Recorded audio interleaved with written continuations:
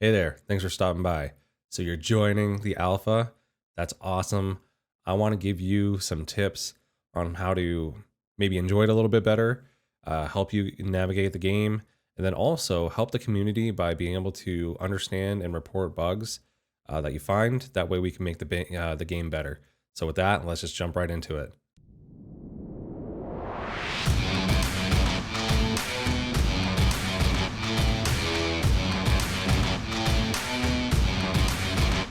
Again, welcome to the alpha. I'm glad you're here. I've been waiting for more people to join up and have conversations about the game. What's good about it, what's bad about it, what could be overpowered, what's underpowered, all that great stuff. First, because this is an alpha, I want to make sure that my first tip is just to level set your expectations. The first boss is just coming out today as of the drop of this video. So most people haven't seen it. Same thing with the strongholds. We know that there's still bugs in some of the parts of the game. We know there's still bugs with interactions of the Eternals in the parts when you're playing with it. This game is not 100% polished. It's really good for what it is. Like the game itself is really amazing. Just the concept, the play style, all that. But know that this is an alpha, so there are going to be bugs. Things are going to happen, and just try not to get frustrated by that because that's what we're trying to do here. We're trying to test it all out and get all the wrinkles out so we can actually launch a great game when it actually gets hard launched at the end of this year. So again, if you haven't been part of an alpha before and you're coming in with the expectation that this is a finished game, I want you to make sure that you remind yourself that there are bugs and stuff that will probably frustrate you, but know it's an important part of the game development process, and we need to go through it to make sure that we can put out a great game at the end of the day. So that's my first tip. The second tip is going to be how to just install the game. So what we're going to do is when you get access to the Discord, the skeleton hand Discord, you should get instructions on how to join that. Whether you're joining from the Hell Hades community or you've already gone through the Kickstarter. But the first place you're going to want to join up is the Discord. I will put a link in the description for that, just in case you haven't gotten there yet, and that way you actually can get there. You are going to want to make sure that you go through the rules, make sure that you acknowledge those.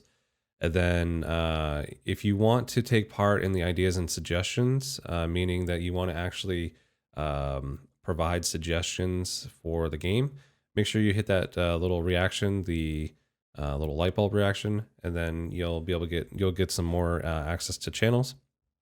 But really the biggest thing is how do you download the game? You're going to want to go down to the Incarnate testing location or channel, and then you're going to see the alpha builds. You're going to click on there, and you can see that there's a few builds here already. So you're going to want to go through one of these links, whether or not you're on a PC or a Mac. It will have the build numbers. It looks like they actually have a build that was put up there on 5.7. Let's go ahead and click it. All right, so there's no link there. Then I suspect that's because they're trying to put the latest build out now, and they've been messing around with. I think they've had like 20 builds in like the last day or so. So you would go there. It's going to give you a little download button to download a zip file, and all you're going to want to do is extract that zip file to someplace on your computer. It doesn't matter where. It could be in your C drive. It could be on the desktop, wherever you want. Then that will give you a incarnate.exe, and I can pull that up real quick so you can see what it looks like. Here we go. So it's just going to be this Incarnate Alpha. It's going to have a similar name, Incarnate Alpha 2 Win64. You double click that and it will open up the game. So that's how you download and install the game. It's pretty simple. As long as you have some way of extracting that zip file, you're going to be all set. All right, so the next step I have, again, comes back to Discord. Be active in Discord. Not that you have to just sit there and chit chat and stuff like that. I would recommend that you just pay attention to Discord while you're testing stuff out. People are going to be listing bugs. People are going to be just talking about certain parts. They're going to have questions. I strongly encourage you to ask questions in Discord. The developers are actually very present in the Discord, especially Samurai. He comes back and answers a lot of questions that we have, whether it's within 5 minutes or like 12 hours, but it's usually pretty quick.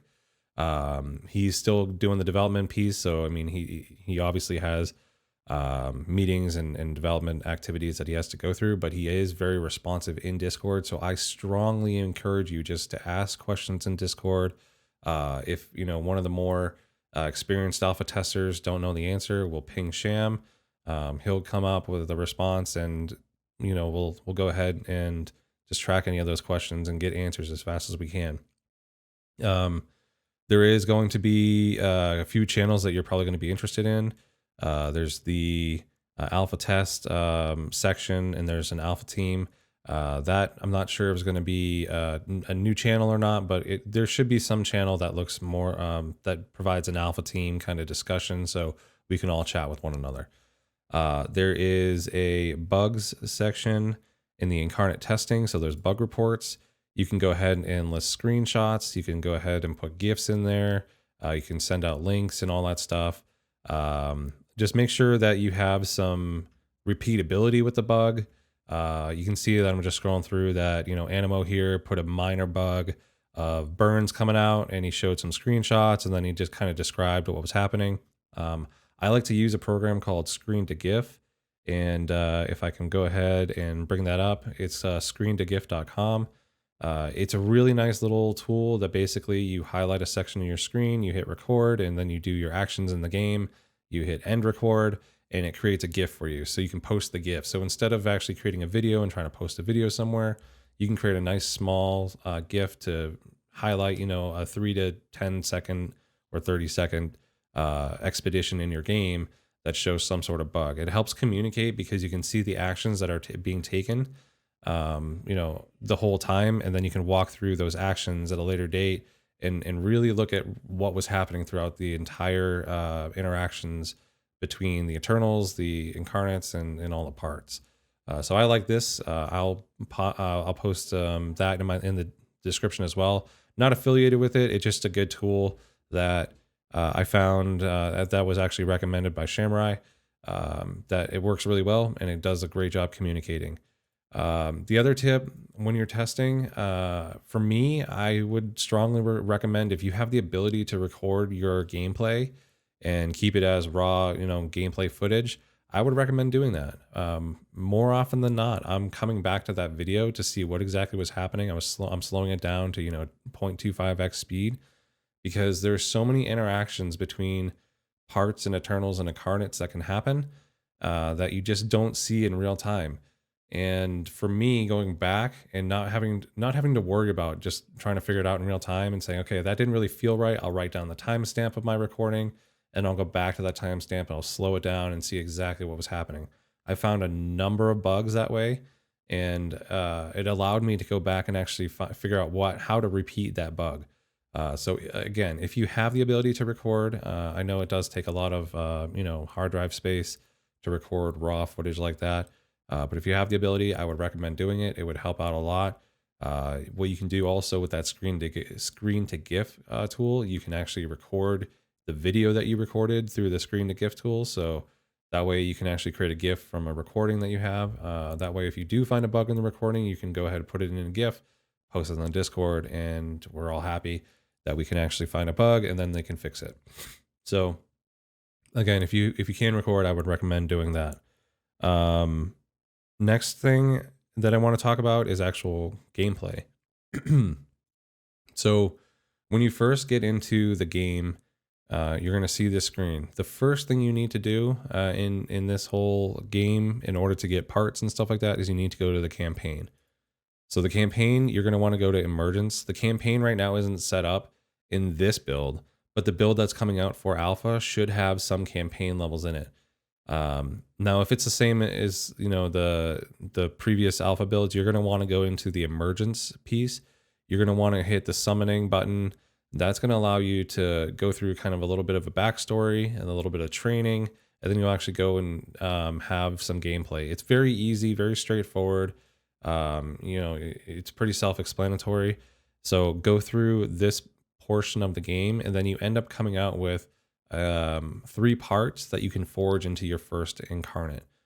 So when you get those 3 parts, you're going to want to go to the forge, and let's load that up. So forge, you're going to have on this right hand side, when it pops up, you're going to have 3 parts. So you're going to have one part here on your mind, on your body, you're going to have another part, and then on your soul, you're going to have another part. Forge that incarnate, and that's your first incarnate that you can start leveling with, or playing the game with, and that gives you the ability to go out and get more parts and forge other incarnates. So I think if I go to my haul, you should end up getting, I think, this incarnate. This no, it's not this one. It's this one. Sorry. You should get rare parts for the Void Watcher. I do have a video on the Void Watcher rare parts, so if you want to go check those out just to see what they're like, I'll go ahead and post a link to that above, and you can check that out. But it gives you your first incarnate that you can play with. And they're all rare abilities. You should be able to get through the first 1 or 2 waves, and with no problems with just this incarnate. And then from there, you start picking up parts, and you can go forge other incarnates. You'll also pick up Eternals, and you can add those Eternals to the parts that you have and make stronger incarnates. So that's the first part of the game. You want to go through that campaign piece, then head to the forge your incarnate, and then you can go back to the campaign if we have more campaign levels, or go to the waves, or strongholds, check out the boss, all that stuff. But that's the way you get your first incarnate. All right, so the next tip that I want to give you is camera control. Let's go ahead and just pop in battle here. And so the camera control, if you've ever worked with any like 3D printing software or CAD software, or anything like that does like 3D generation, 3D graphics and stuff like that, it's very similar. So you're gonna have your middle mouse wheel, you can scroll in and out and stuff like that zooms in, zooms out. You can left click and go left and right to pan left, right, go up, down, pan up and down. You can use your right mouse button to kind of tilt both in any direction. So you can see that there. So it's going to take a little bit to get used to, especially if you've never used like a 3D modeling tool. So just be patient with that. There are 2 options here. When you go to this, like I think Samurai calls it the burger menu because it kind of looks like a burger. But if you go to that menu and you see this lock camera button, if you have it selected, I'll show you what happens when that happens. Here we go. So I'm just going to move and end my turn, and then they're going to move and their turn. I'm going to move and my turn, and they're going to move and their turn. You see the camera is always locked in that one position. Now, if I go back to this and unselect the lock camera, you'll see that when I move away, my camera follows me. I end my turn. It goes to a different view. And it just resets, every time you have a new turn and somebody else goes. Sometimes that's really good because your camera could be way out. Sometimes. All right, I'm back. My green screen just fell over. Got it back up. Let's get back to it. So getting back to the cameras, like I was saying, sometimes it's good to have it locked. Sometimes it's not. It really depends on your play style and how you're going to feel comfortable.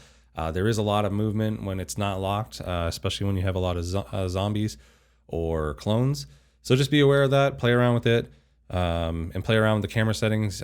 Trust me, you'll get used to them when you start playing some more. So just, again, one of those things that new game, new things got to learn. Don't get too frustrated. All right, so the next one I want to go through is pathing. So pathing, you can see if I move out here, it gives you this default path. Just know that you don't have to take that default path. The way you can change that is by, if I kind of get a little bit closer here, you can go ahead and select move, go to a certain point, and you can see that there's a slight difference in highlight here. So all these blue squares are places that you can still move.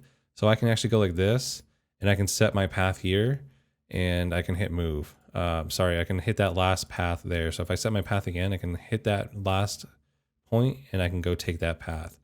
It's important to know that for some of the abilities. Some of the abilities like are some of the Eternals rather.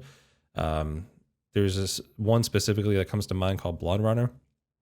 It's when you actually leave an adjacent square to an enemy, you can actually apply debuff. So sometimes when you want to move, let's say here, it may go this way, but you're never crossing that adjacent path. So you kind of want to tell the incarnate where to go, because you want that incarnate to go through the adjacent path, leave it so it actually applies a debuff.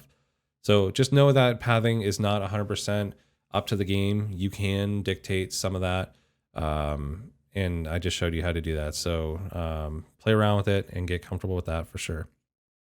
You will have in at least the waves mode. This is kind of waves mode specific if you're going to play with that, just to test your incarnates and get some levels and get some drops. As you progress in the waves, you're going to start seeing more enemy incarnates, up to 3 per wave. What I would recommend is only focusing 1 or 2 of those. I've found that where I try to spread all my damage and try to control all of them, it just doesn't work and it takes forever. And when I say forever, I mean like sometimes the whole, completing 3 waves will take upwards to, 10 or 15 minutes, 20 minutes, depending on the incarnates that you have and what you're trying to do and testing and all that stuff. Again, the waves mode is there purely for testing. It's not going to be in the end game, but it gives you a good idea of how incarnates are going to work, how they're going to interact, and just a really good sandbox to play around with. So don't get too discouraged by the time commitment there. It's there for a reason. But again, just, burn down 1, maybe 2. Don't focus on all 3 of them. It allows you to burn down 1, then move on to the next, and you take less damage, and it actually takes less time. So if you're worried about time, focus that way. The other thing I want to ask you to do, and you don't have to, obviously, but what I found being, just playing this and doing the testing and stuff like that, is when you're playing with Eternals, I would recommend playing with 1 Eternal at a time, so you get used to what that 1 Eternal does. Eternals can interact with other Eternals. Eternals can interact with part abilities. And oftentimes you end up getting a little bit maybe overwhelmed by all the interactions. And you may lose track of what you're actually trying to test and stuff like that. So what I found is that when you focus on 1 Eternal at a time, you start learning that Eternal, and then you actually start finding bugs that are only specific to that Eternal itself. You don't necessarily want to try to find bugs that are going to be specific to like 4 Eternals all being combined to one another. So these are the Eternals up here that I'm talking about. This particular incarnate has Destabilized Earth, Boundless Expanse, and Unstoppable Force. I can show you actually this one right now. Actually, I'm probably going to end up killing this incarnate, so it's not going to really work. But when I use Pyroclasm in the very end there, and Unstoppable Force is supposed to double that damage when they hit a wall, but it really heals them. So you don't really find those until you start playing with a single Eternal at a time. So again, another recommendation would be to play with 1 Eternal at a time until you start getting comfortable with it, and still until you start saying, okay, yeah, that Eternal really works. It helps with the bug hunting process, but it also helps you learn the Eternals as well. So that's another one. There's one part in particular that I want to kind of highlight, and I'm going to go ahead and try to find it right now. I want to go back to the main menu.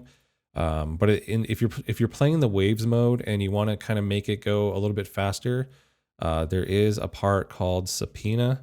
If I can go to the hall here, here we go. So I've got this part called Subpoena: attack target enemy and apply blind for 1 turn. So for a majority of the waves that I've played up to 100 and level 137, somewhere around there. I'd say about up to level 80, at level 90, your incarnates are generally going to be faster than the enemies.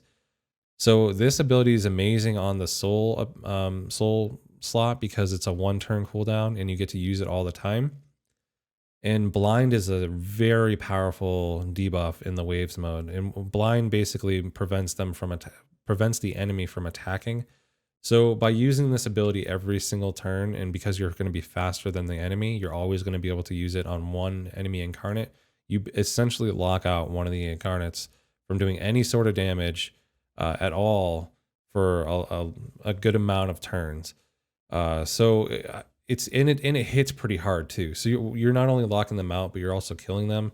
So your other two incarnates can actually focus on the other incarnates that you're facing, or the other enemies that you're facing. So again, just another tip there, if you're looking to try to go a little bit faster, or you're struggling with waves, don't count out the common part here called subpoena, because it's really powerful for testing. The other one I want to go through is kind of just ascending parts. If I can go ahead and find, here we go. So here's an incarnate that I have that has some parts. This one in particular has this kind of double carrot. That means that you can ascend it. So the way you ascend parts in this game, at least in the alpha, I'm not sure how much resources it's going to cost in the alpha, because up to this point, there's been no resource cost whatsoever for ascending. And I think they're going to just drastically ramp up the rate at which you get those resources in the alpha that you have. That way we can test as much as we want. But all you have to do is, you click that part, you go to ascend, and you basically just need to choose one of these parts that you have to ascend, and it could be a 1-star part. So what I ended up doing is I farmed a lot of the low level waves to grab a lot of parts so I could go ascend them to 6 stars. But when you want to do that, just basically go ahead and click on the one you want to do that, consume, and it'll take a second or two, and it will update this here once it's done to 6 stars. There we go. So it's updated to 6 stars. Now I can actually have 2 Eternals put on that part because it's got 6 stars. There is a bug in the game, again, for ascending. This is another tip. There's a bug in the game that if you take a part that's already 6 stars and you try to consume another one, it's gonna jack up your game. So just be careful with that. If you have a part that's at 6 stars, please do not try to ascend it. The only fix for not jacking up your game is just to not do it right now. That's as far as I know anyway. So please just don't try to ascend more than 6 stars. It is a known bug. They're working it. You don't need to test it out anymore. So yeah, just stay away from that. Okay, so that's kind of all of the gameplay stuff that I wanted to get to. Again, get involved in the Discord because it's a great source of information. A lot of people are there to help. The developers are there. They'll be able to answer a lot of the questions. So there was one last thing that I wanted to link out to. So I'm just going to show you them real quick, and then I'll put links in the descriptions for them. But there's this Incarnate Wiki Discord that has a lot of the parts that are in the game, the Eternals that are in the game, list of buffs and debuffs and auras and stuff like that. So you can go here. It's got some good information. I also have a spreadsheet on Google Docs for all of the things that I'm tracking. So I've got a list of all the Eternals and their pictures. I've got the buffs, what they do. I've got the parts for everybody listed out. I've got the stats. This is a work in progress. What I'm trying to do at some point is build kind of like an incarnate builder tool. So this you can probably ignore this tab. Stats, just the abbreviations and what they do. Auras are blank right now. I haven't gotten time to do that. Focus gems. These are in the game, and this infographic is outdated. I'm still waiting for the final version of the focus gems to come out so I can put this infographic together and make it comprehensive, but they're in the game, so play around with those. And I do have a tab here basically called Incarnate Build. If you wanted to share a build that you're using for testing and stuff like that, rather than typing it all out in Discord and stuff like that, you can come in here, pick your parts that you want. So I've got the cunning part, I've got the flash kick part, and let's say bore part, and then I can identify the Eternals that I have on there. So maybe I've got, and it's all drop down, it's all dynamic, so it's only going to give you Eternals available to that part, so you don't have to worry about trying to sift through every single Eternal. And listed out there, if it's got these red arrows in the top right here, it just means that careful aim can't be placed on bore, so try to pick something else. There you go. And then all I do is, copy that, Control C. I'll head out to Discord. I'll put it in my Discord here just as a test, and go out in the general, and just paste it in, and just there you go. So that's, it's a quick way for me. Instead of typing out every single one of those, I can just go to the drop down and list exactly what I'm playing with. Okay, this is the Incarnate that I'm testing. This is the build that it has, and I'm noticing this bug. So if you want to use that, feel free. It's I'll put it in the description below, and hopefully it helps you out. I am working on it again. It's a work in progress, especially because this game's still in alpha. So some of the information may not be 100% accurate, but it should be 90 to 95% accurate. If you see anything wrong, definitely ping me in Discord. I'll also ping my personal Discord on here too, or my community Discord, if you want access to that. The only reason I have it is just to try to keep some of the chatter out of Skeleton Hand Discord that doesn't necessarily need to be there. Then I've got announcements for my YouTube videos and all that stuff that you can get through there instead of the Skeleton Hand Discord. All right, so those were some tips and just some reminders about the game right now. If you liked the video, feel free to hit like. If you liked the content that I've linked out to and you've watched some of the other videos, I would really appreciate you hit the subscribe button. It takes just a minute, and it helps me get some exposure on other channels and stuff like that. Would love for you to do that. If you have any comments or questions about this game or just this video, feel free to toss some comments down below. Discord's probably better because there's more people that can answer the questions there that are actually going to be more active in the Discord. Whether it's not, it's the Skeleton Hand Discord, or as my community Discord starts to grow, hopefully there'll be more people in there as well. Again, links to those are going to be below. Feel free to check those out. I really do hope you enjoyed the video, and I really am excited for you guys to come join the alpha, because right now it feels like there's only been about 5 to 10 people actively playing and being communicating with one another. I am super excited to get a ton more people into this game and just talk about it, make it better, make it stronger, get the community going, getting really excited about just the game itself and how amazing it's going to be. Just can't wait to play with you guys. And again, I just hope you guys enjoyed the video, and we will see you guys in the next one.